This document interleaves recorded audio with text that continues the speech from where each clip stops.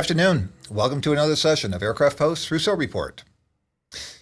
We promised a session on maintenance, and today we're going to address just that.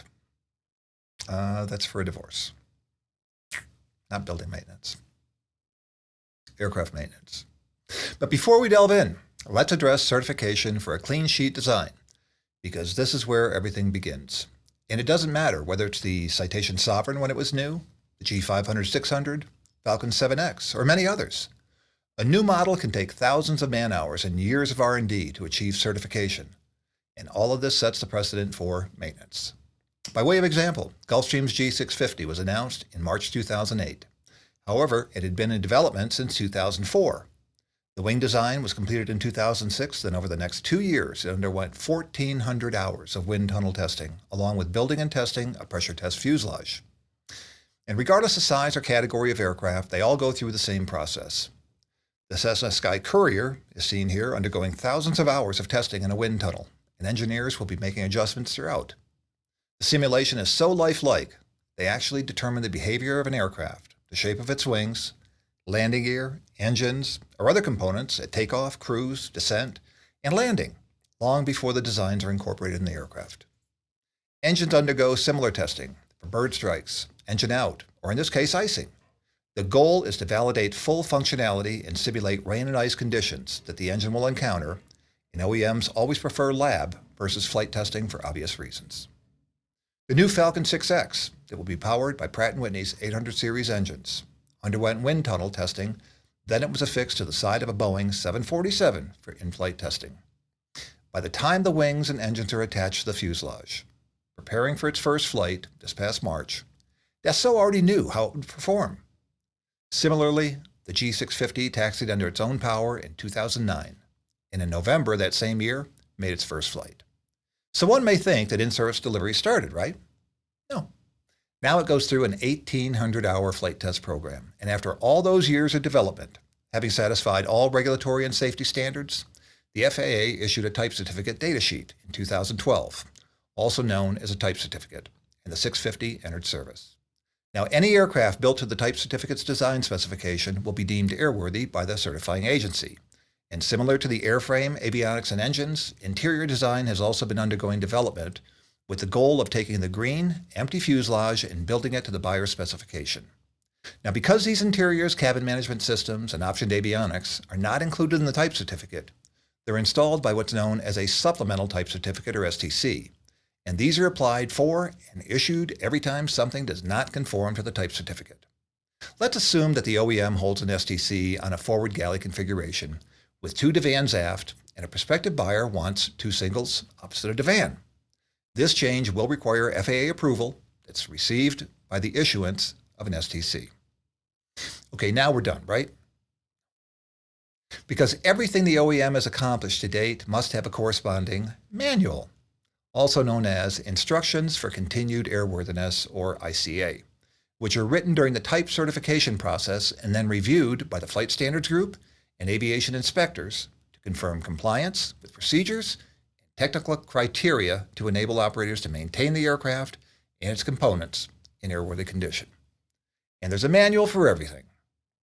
Overhaul manual, wiring diagram, structural repair manual, NDT manual, standard practices manual, schematics manual, airworthiness limitations, interior maintenance, AD manuals, ground handling, and so forth. But let's not overlook the Aircraft Maintenance Manual, or Chapter 5. And this contains even more data for time limits, scheduled and unscheduled maintenance, which is vital to the continued airworthiness of the aircraft. The periodic checks and inspections are minimum requirements for maintaining the aircraft in an airworthiness condition, and the stated intervals can't be exceeded without explicit permission from the regulatory authority. Now let's take a closer look. This is an example of scheduled maintenance checks that are carried out at hourly and calendar intervals. In this particular case, the hourly checks are complied with every 400 hours. Then you have a calendar inspection every 12 months, until we reach the major airframe inspection at 96 months or 8 years. Now you'll notice the gear overhaul comes due at 192 months in this particular case, which we'll circle back to in just a minute. Most OEMs will affix a descriptor to the inspections. In this example, the 500 hour is known as the 1A, the 1,000 hour the 2A, and so forth. However, look at the inspections to be accomplished. When you perform the 2A, you also comply with the 1A. The 4A is also not a standalone, and you also will accomplish a 1A and 2A at the same time. The calendar works the same.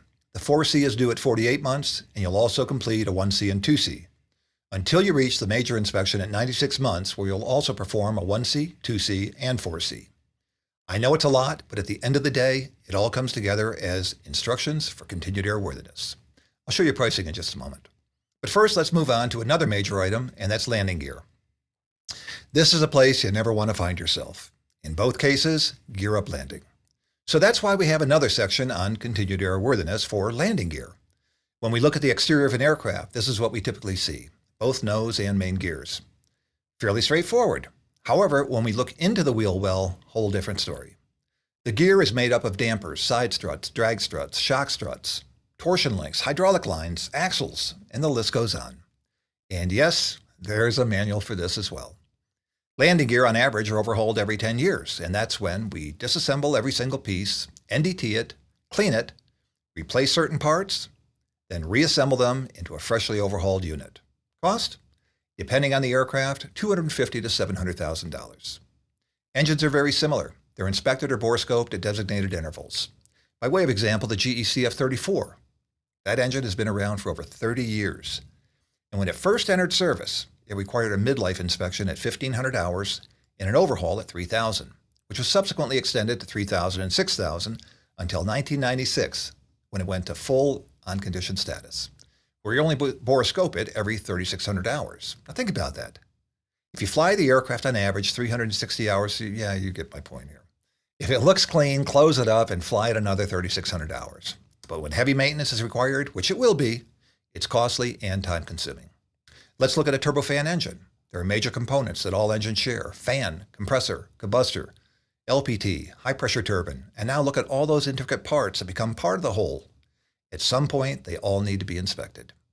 The Pratt & Whitney 307 engines that power the 7X have a 7,200-hour TBO, but they can be operated on condition with a data transfer unit or DTU installed.